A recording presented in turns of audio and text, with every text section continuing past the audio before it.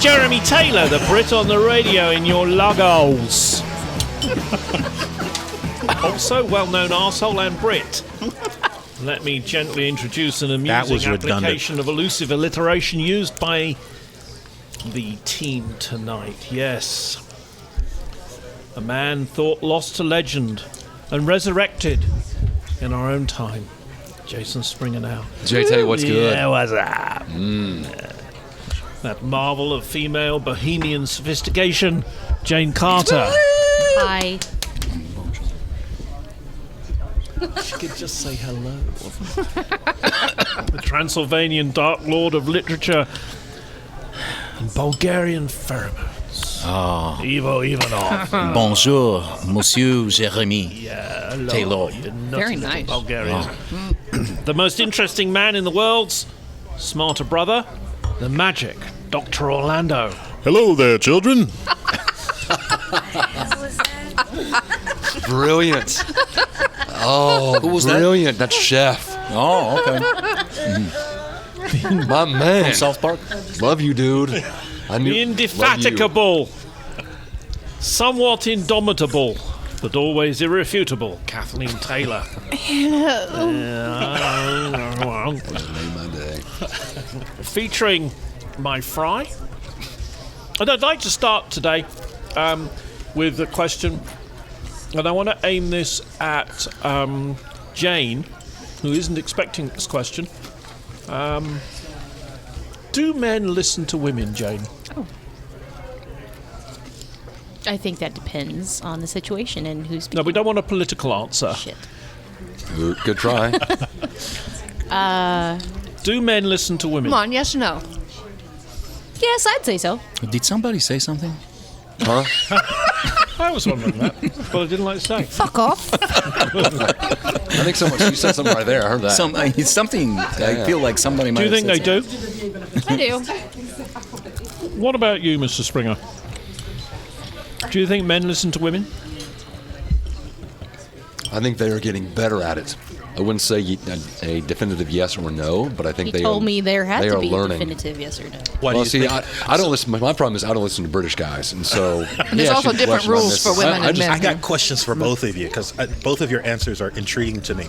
You hesitated before you gave your yes as an answer, so I want to know why. But we got to let the men talk first. So no, Someone's going to hell. Someone is going You to can throw hell. your beer at him, except it's almost full. I You don't am want to do so completely full of shit. I apologize. No, I'm curious. Why did you hesitate before you said yes?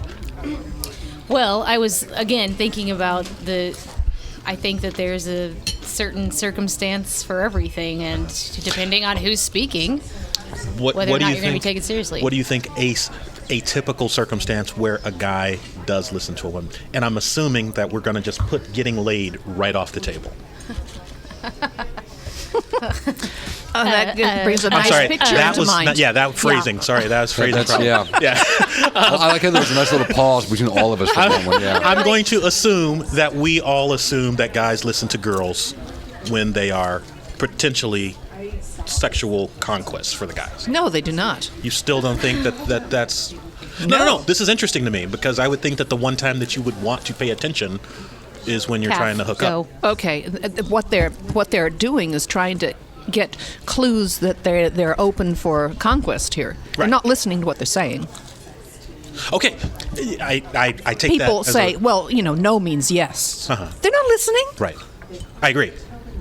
You have to be sort of tuned out to have that understanding.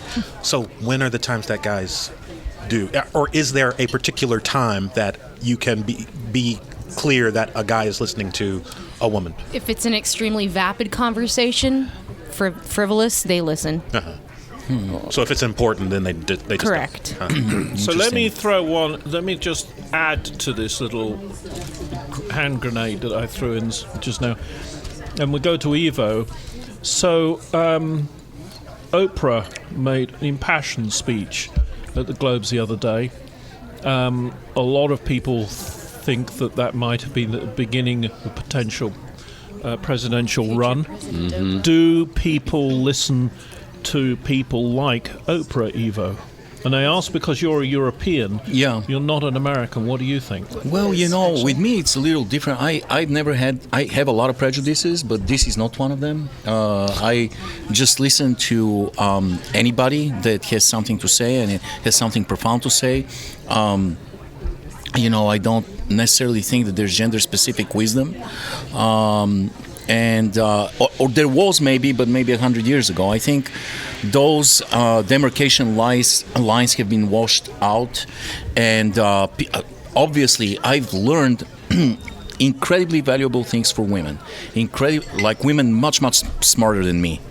Oprah is an incredible manager, administrator, marketing genius. She actually started from scratch. She actually is somebody that became a billionaire starting from absolutely nothing. Forget it, below nothing. You start from nothing if you're a white male. When you're Oprah, you start from below nothing. So I think she would be a great macro and micro manager at the helm of the country. I think she will, if she is to run for president and win the presidency, I think she'll be excellent because she knows to surround herself with the right team, with the right people, and we all will have a vehicle. You get a car. You get a car. You get a car. You get a car. We'll all have fucking cars. But the question, though, is do you think people will actually listen to her? Will she even get a chance to even run for president? Will people actually even listen to her? Would she be taken seriously? I'll take her seriously. I can speak for myself. No shit. I will speak for myself. I took Hillary seriously. I think Hillary was infinitely more qualified than the current president. After the current president, will anybody ever take another celebrity seriously? Yes. Oh yeah. Why? Actually, because He He's has not the not. first. He's not going to be the last. he's one But of the he was worst. such a bad example. Well, he's one of the worst celebrities. From here on, anybody would be would be a level above. Like Mark Granted. Cuban is going to run. Most likely, Mark Cuban's going to run. He's infinitely more qualified than the current idiot-in-chief, and he will be actually probably much better administrator and better president. So, and there's another reality star billionaire entertainer who's RuPaul. Well, no, Mark Cuban. I don't know if RuPaul's going to run, but Oprah would be good. I think that she would be really good. I'm not willing to say Oprah would be good. I'm willing to say that I would listen to find out what her political opinions and aspirations are. But simultaneously, she'd be a shit ton better than what we got right now. But that doesn't mean she's going to be good. And so if I throw another hand grenade in, do you seriously believe that a short, ugly, black lady would be taken seriously by a country that voted for President Trump? Easily. There's absolutely no question. She's got the exact same set of qualities that got Trump elected. What is it called, Evo? The EQ, the personality, entertainment quotient. Yeah. Her name is known as much, if not as more so than Trump's. I think it's known more, especially globally for sure, without a doubt. I'm not sure that it was prior to the election, and I'm almost 100% sure not since the election. Well, no, not since. No. Yeah. So if that's what got Trump elected, and assuming that she can get the Russians to back her too, there's absolutely no chance that she wouldn't be elected. She's eloquent. Her vocabulary is amazing. Her speech and oratorio skills are off the charts. Her charisma is off the charts. She would be fantastic. I feel like she would be a great. Candidate. I think that this is absolutely the wrong thing to look for. I think the fact that she would be elected almost out of hand, out of pocket, without really having a substantive discussion on what she wants to do with the country is the problem. But this is where we are. It's this a bad is where we've sign. been since It's a Bush. very No, bad I agree. sign. Yeah, it doesn't matter. I mean, it doesn't matter who you are. Your charisma matters. Your hair matters. Yeah, remember what they said about Bush? He's a fella I can drink a beer with. Yeah, That was the whole thing. Yeah. No, But it's interesting listening to what Ivo just said as to how much what you look like matters. Right. And one of the things that the Democrats are starting to talk about now is that there are 17 or 25 or possibly even 30 Democrats who are quite certain that they could be the next president. And that is why Trump could win in 2020. There's so many. I love shopping at Aldi's, but they are incredibly annoying because they don't supply plastic bags.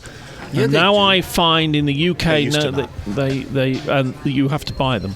Oh, The okay. effing law in the UK requires that all stores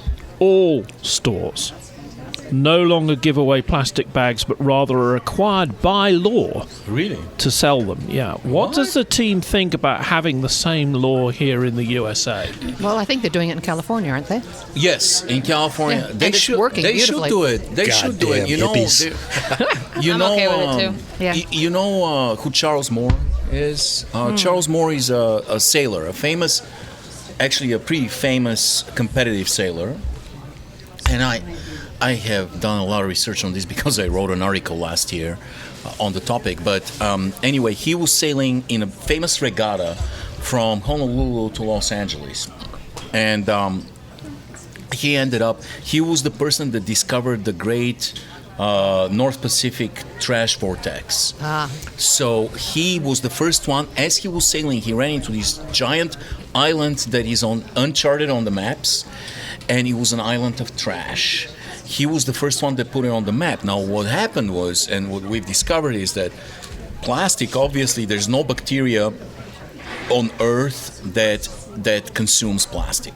So it's not biodegradable. So when anything plastic ends up in the water, in the Pacific Ocean, like for example, if you drop a plastic bottle in San Francisco, let's say you're on the Golden Gate Bridge, you drop a What are bottle. you saying about me, man? Why would I be on the Golden Gate Bridge? I don't know. It's a beautiful Are you place. saying I want to kill myself? Is that where this is? No. Okay. Just enjoying the view. And or let's say you want to kill yourself, but first you drink a bottle of plastic water, and you drop the water bottle in the Because ocean. when you're suicidal, you don't want to be parched. For God's No, sakes. you want to have a little bit of As you're on your way hydrated, down. nice refreshing water, and you throw the bottle down. It will travel to Mexico. There's a current that will carry it towards the equator. And then the great equatorial current will pick up the bottle. There's a clockwise current that goes from equator going to Japan, going up north and towards San Francisco, and it basically just one big circle. That's very dynamic, the outside current, but the inside is very static. It stays still, and stuff travels to the middle. You know, from the outside, from the periphery, it travels to the middle. And once it's in the middle, it gets trapped. And that became the great North Pacific trash vortex. Charles Moore runs into it, and then they discover that this thing's growing exponentially. What happens is plastic is non-biodegradable, but the sun degrades it. It's called photodegradation. Breaks it into tiny micro pieces. It doesn't dissolve it completely, but it just becomes small. So you might not necessarily see it. It'd be like a Cloudy Soup, which is a great name, by the way, for a rock band. Cloudy Soup on stage right now. But it becomes like a Cloudy Soup. So birds and fish feed on it and die. They're not just feeding on that. They're feeding on Small pieces of plastic, Yeah. shiny stuff. They feed it to their little birds, and a lot of fish eat it. Then we eat the fish. Then we eat, and there's so much plastic now. God, all of this from fucking Aldi's. All this, This is man. crazy. No, I just Aldi's- it just keeps going and going. I Aldi's just is was. trying to I fix was it. reminded when I was in a store in England recently that the lady wanted. You know, I ordered what I wanted, and I'm at checkout, and she said, "Do you want a bag?" And I suddenly remembered I was going to have to pay for it, 5p or something, like 5 cents or something. And there are different degrees of bag that you can buy. But I just wondered. Bottom line, Evo's talked about the vortex. garbage patches. There are in fact 2 now. There are more. There are 2 Yeah. that are the size of Mexico, Yeah. the country of Mexico. Yeah. And so I wondered, Americans and petrol, for example. You take Americans' petrol away from them, they start to get really seriously pissy.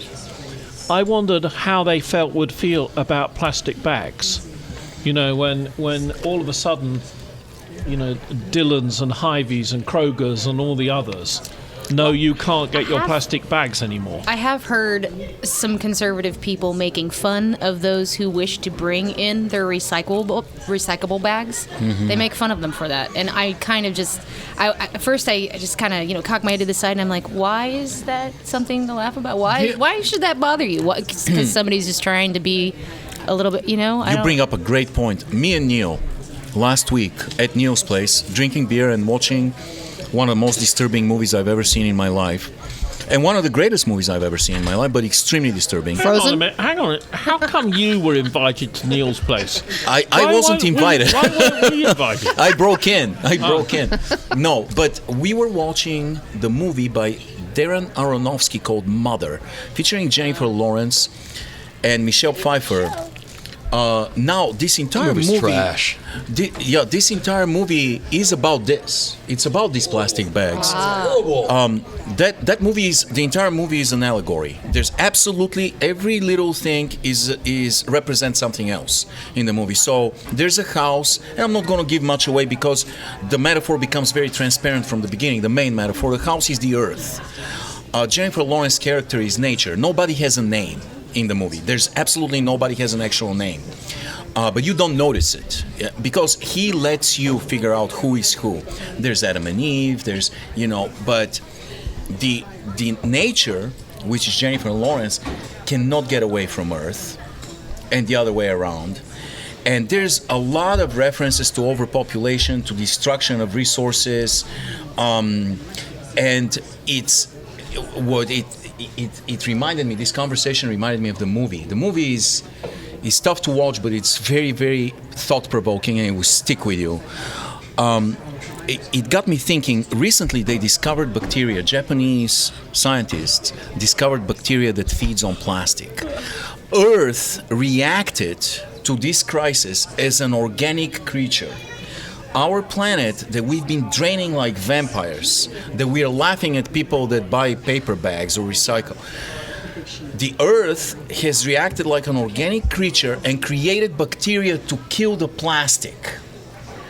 The question is, when it will create bacteria that will get rid of fucking us. Yeah. Because we are the main source of destruction. We are the vampire that's draining the life source out of this beautiful blue marble that is a gift from, I don't know, from circumstance, universe, whatever it is, or God. But we are destroying this treasure, and the planet's already creating superbugs and things that don't react to antibiotics. So the question is, when is it going to get rid of fucking us? That is a good question.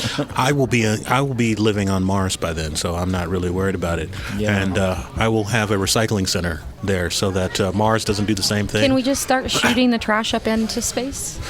Only if we don't want to ever go into space. Why can't we be like, what, Superman 3 was it, where he took the nuclear rockets and hurled them into the sun? Why can't we do that? Why can't we just shoot the trash? That's the one Why don't we just question shoot that the I trash don't... into the sun. I have never heard, outside of the economical, financial strain that would put on anybody. Actually, yeah. I have not heard what I would consider to be a definitive argument against, other than Okay, just so we're proposing actually taking big pieces of what used to be part of the Earth and throwing them into the sun. Does anybody sort of see a gradual draining of Earth matter at this point? Because all that was We're before. synthetically. The polymers. I am made up of stars. Have you not listened to Neil deGrasse Tyson? Oh, jeez. No, that's actually Carl Sagan. Star stuff is what we are all. Is star stuff.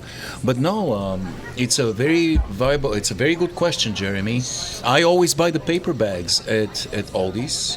They cost 5 cents or so, but I get the paper bags. I know it's a drop in the ocean. I don't By the know way, if I've for ever anyone shopped listening, there. we're broadcasting this from right in the middle of the country. And our local Aldi's is closing on the 20th of January. What? Is it really? Yeah, What? they're going to demolish it and build a bigger one. Oh, okay. It's not going to be It's open going to be until gone for June. 6 months or so. Some of us have been go to the one by me. acquire our chocolate. So we all have, and those of us who read the questions on the There were briefing questions? notes, on the briefing notes, will know We that there are prepare no for this? exceptions to this subject. New Year's resolutions. What resolution did we each my make God. this year? 10 days or so into the new year, which ones have we already broken? And I repeat, not having made one is not an acceptable answer. I want to say that those New Year resolutions drive me crazy in general because for about a week, exactly a week, 7 days, I don't go to after New Year's, I avoid going to the fitness club because everybody is in there. Everybody that made a New Year's resolution goes to the fitness club. Yeah. They're gone in 1 week. They're completely gone. You don't see them anymore ever again. But for a week, it holds on. I didn't do anything in terms of make any resolution in terms of how I live day to day my life because I already exercise obsessively almost every day. I eat pretty much the same thing. I've eaten the same thing for the last 30 years, so I'm not going to change that. So no, but I did make a resolution. Everybody is like, at some point you realize you're good maybe at one thing in life. At one thing you're better than. I mean, I can play mediocre, soccer and basketball and ping pong, or talk crap. But I'm good at one thing, really, only one thing, and that's writing. And I've been writing very sporadically in the last couple of years. So I made a resolution to start writing again because this is really your path. This is the only thing you can do really well. So that was my resolution to start writing. I broke it immediately because I haven't written since January 1st. So, Oops. yeah, it's Jay. broken already. What resolution did you make that you've already broken? And if you haven't made a resolution and not broken it, you've got to come up with something funny. Oh. Yeah, I don't have resolutions, so I'm going to try to come up with something funny. But we can skip to Dr. Orlando because nothing is coming to mind at all. I think I observe you very carefully. You made a great job at not eating at Conroy's. Everything here on the menu smells like a retirement community. Aww. So as you're really, eating a basket of fries. you're really doing really well, yeah. Dr. Orlando. So Jane has got to pay some sort of a forfeit. What should it be? Chug, chug, chug. Yeah. Drinks at Conroy's? Please. Yeah. You've got to drink more beer.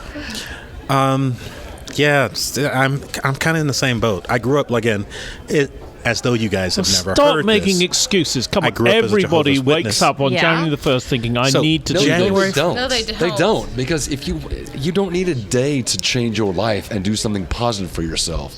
I never So understood just that about idea. everybody It's so at this stupid. table, almost everybody at this table is like a living, definitive description of Perfection? deciding to make changes in your Darn. life and changing. Yeah. Like that's I don't something have that to wait we until have January in 1st. common. I don't have to sit there if it's Wednesday. I don't sit there and say, I'm going to change on next week, starting Monday. I'm going to start exercising. Or I'm going to quit drinking come Monday.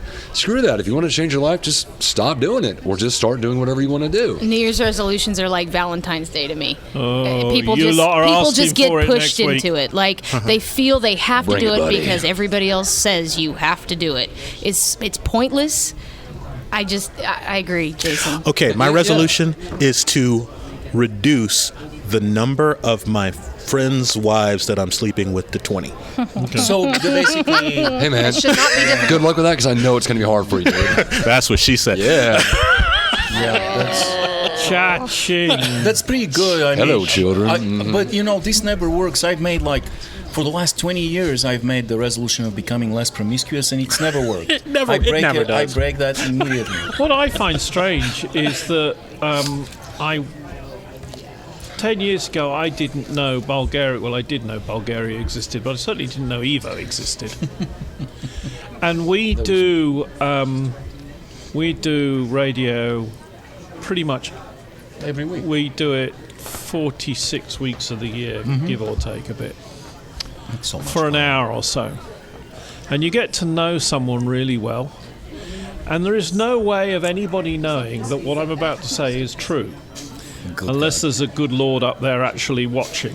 Or even a bad Lord. I made exactly the same resolution as Evo, that I've got to finish the play that I'm working on, which I was so supposed good. to finish last year and the year before that. You're such a great writer. And Then And just I- pick up a pen and write, man. and I haven't done any of it. Put the goddamn clicker And I down, thought pick up a pen and write. On January the 1st, I actually had my pad in the aeroplane. Less I talky sat in talky. the freaking airplane. Let's More talk, righty, talk, righty. more righty, 7 righty. hours thinking I ought to Fucking write A, man. something. And The I only just think, way it's is- amazing that you and I have the same revolution. I discovered the only way is to schedule it and say, I'm going to write 2 pages a course day. you 2 pages every day, and then it's going to happen. This is why I call them revolutions, Yeah. because they go round and round. Okay, we're going to schedule you Like a a certain time when you have to come up with a product or you don't eat. And that, interestingly, I think I've found when I'm preparing for lectures, and I don't know about the sort of teachery type people, or when you're doing stuff for school, if you're up against a deadline, you Deadlines are good for me.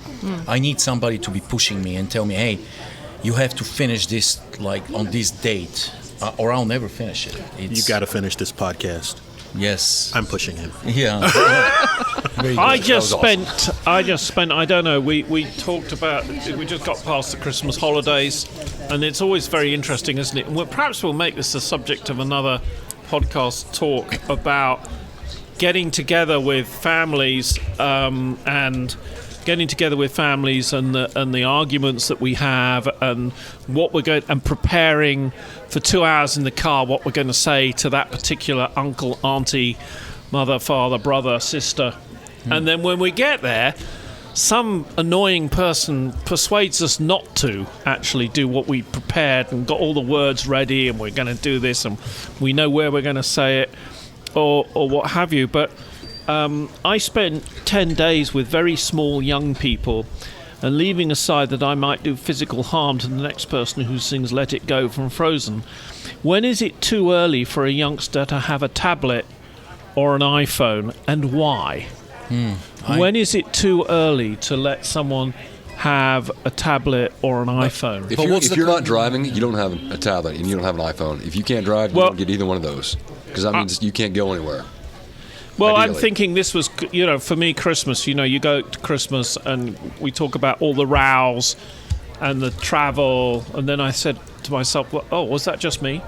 So when is it, and there's various parents in the room at the moment, when is someone too young yet to have an iPad? Here we are in 2018. When is it? Are you when talking about they- having their own personalized one or Yeah. just borrowing mommy's? No, having a personal one. What's the connection with Frozen?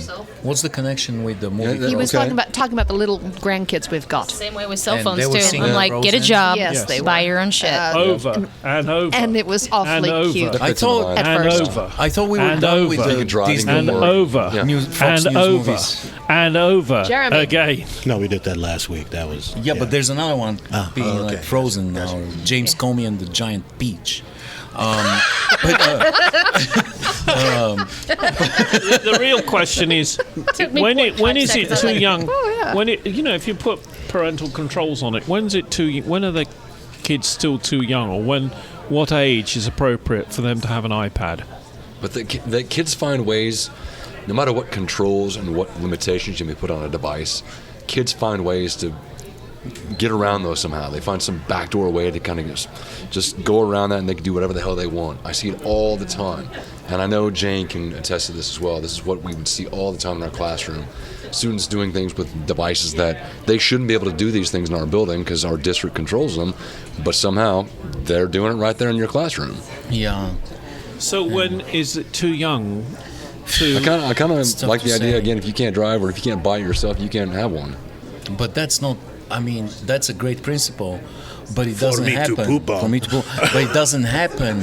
It doesn't happen because every teenager, preteen, has a cell phone, and they communicate had their mostly. tablets when they were 6. Well, And- that's fine. I mean, each to his own. It was kind of like, to me, it's all about moderation anyway. My kids weren't allowed to watch cartoons more than 2 hours throughout the day. They had to go do other shit. And I think I that's actually, I made them stick with it. You That know? enough people in the world have their own phone, have their own cell phone. If my kid doesn't have one, they can just go to a friend of theirs or go to their friend's parents and say, yeah, I need to call home to come get me or whatever. Really, what I'm asking is, at what age am I allowed to buy my grandson an iPad? So That's really your choice. I mean, yeah. can I? When his mom and dad say it's okay. Yeah. So I think it's actually Or a whenever you step wanna be the cool deeper grandpa. than that. I think it's when mom and dad are prepared to deal with it. Like my kids, like I said, they got theirs when they were, I think my boy was actually 5, my daughter was probably 7 when they got their iPads. But it's because I know how to control them on the technology. Like the technology doesn't rule, the technology to this day doesn't rule their lives. My kids still are interested in books. We do karate. My daughter plays 4 instruments right now. So you are an exception to the rule because most I don't parents. think so. I think. I don't know, man. So this is legitimately my thought. I might be an exception to the rule in that I know how to deal with the technology, but I feel like there's at least should be a case for when a parent makes the decision that they are going to be willing to invest the time in making sure that their kids are using the technology properly. I don't feel like it is an age issue with the kids as much as it is a responsibility issue, and maybe even just a time issue with the parent. I agree with that because you're looking at basically the tablet would now become the new television as it was for our generation. Right. Our parents would just sit us in front of the television. That would be the babysitter. Or they wouldn't.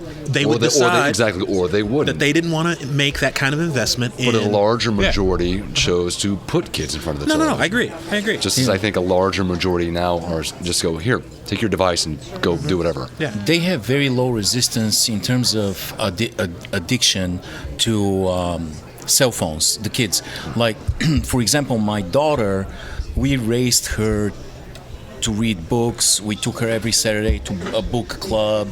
We really worked hard on her to become interested in books. Right. And she was a child in a slightly different era, so she didn't get addicted to phones. My son, though, he lives inside of his cell phone, and it's become so obvious to me that they design apps now to make them addictive, and he's become completely dependent. There were numerous studies to show that. And it's really frightening to a point where I'm worried about him that he will not be able to function in society without his cell phone. In fact, the biggest punishment for us as a device, as a parental device, has become to take away his phone, and then.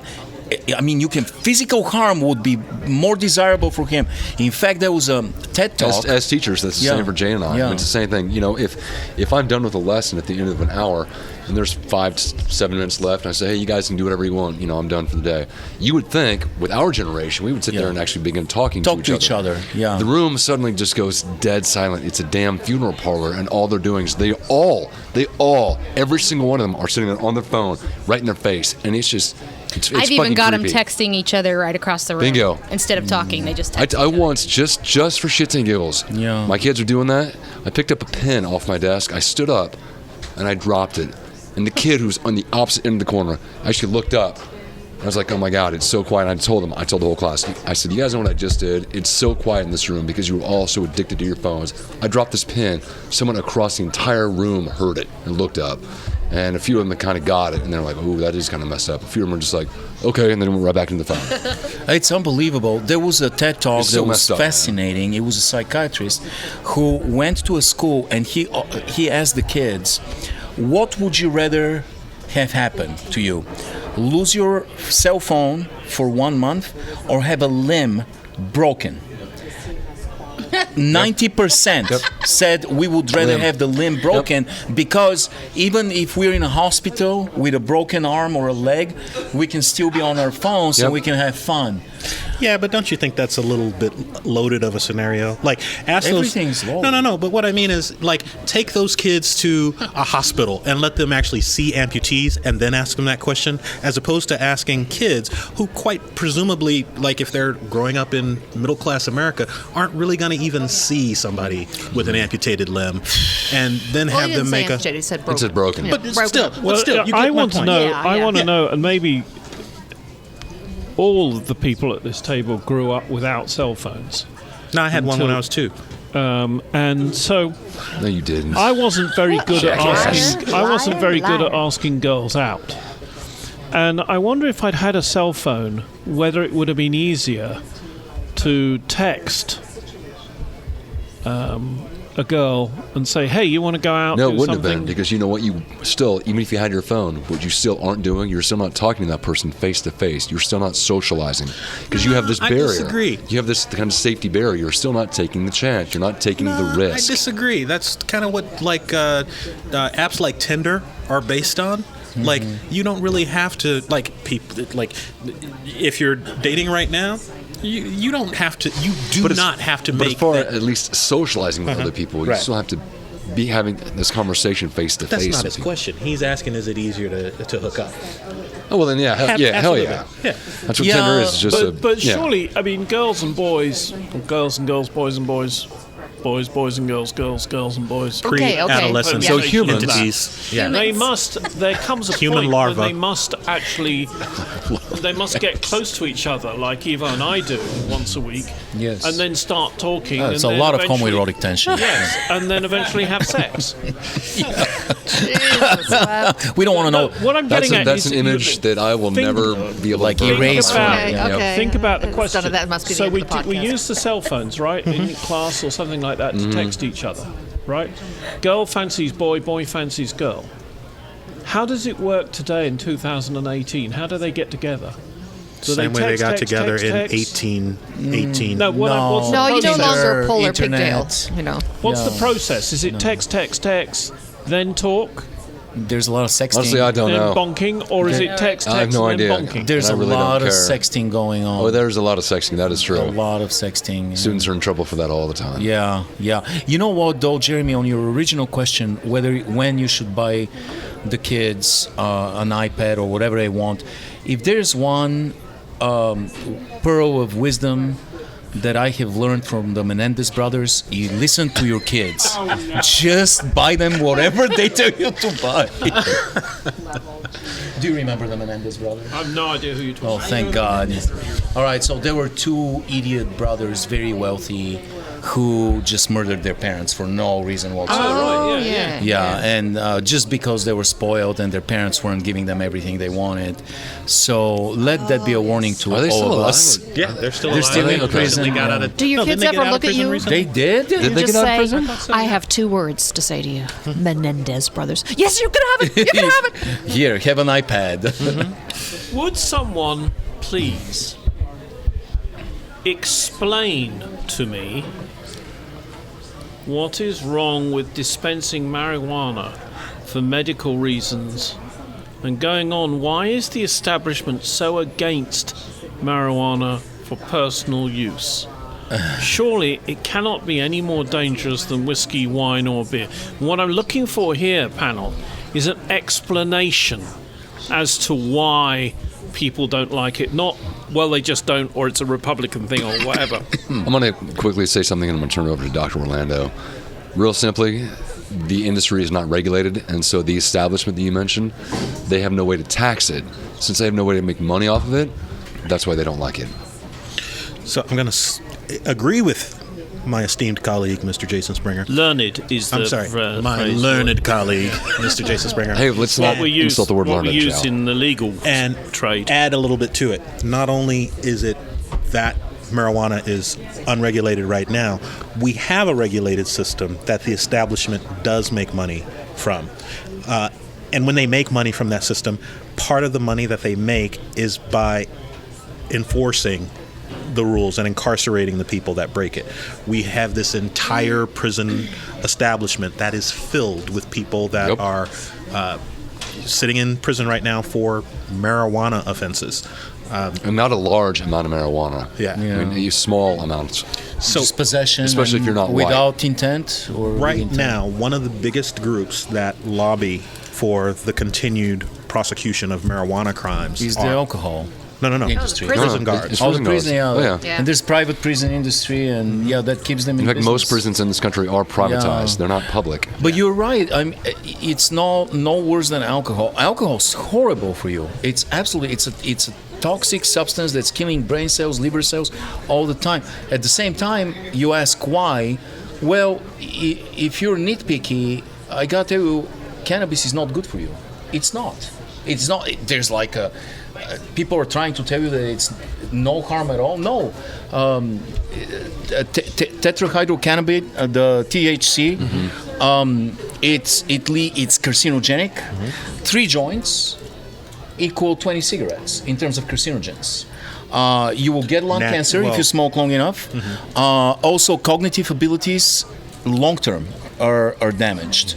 Your reaction time if you're going to be driving, if you're going to be doing whatever you want. But there's definitely negatives to it, and it's addictive. It is addictive. The new strains of cannabis are addictive. But the negatives don't equal the alcohol. class 1 quality. That has been classified. I agree. Yeah. Class I agree. A, I guess, is and technically called. alcohol is worse. Like vodka, Right. It's much worse. It will kill you much faster than anything. What about an Evenoff? Single tall An Evenoff. Evenoff will knock you on your ass and then try to get into your ass. So you should probably just stay away from that. Jane Carter. Oh wait, Kath wanted to go. Go ahead. All right. Well, I was just wondering if it's a hangover from the whole you must not have anything that's ungodly or The Puritan. yeah, the Puritan tensions yeah. that the and they country gave was up on founded alcohol, but they can still go with some other things, and it's just no sense in it, really. Can I just interrupt? Because what I was trying to get at is, I'm looking for what reasons are being given, rather than, oh well, the Bible says. Oh, Bible doesn't say anything about marijuana. So Oh, the burning bush. A very simplistic answer that I've come across with a lot of people is that it's the same concept as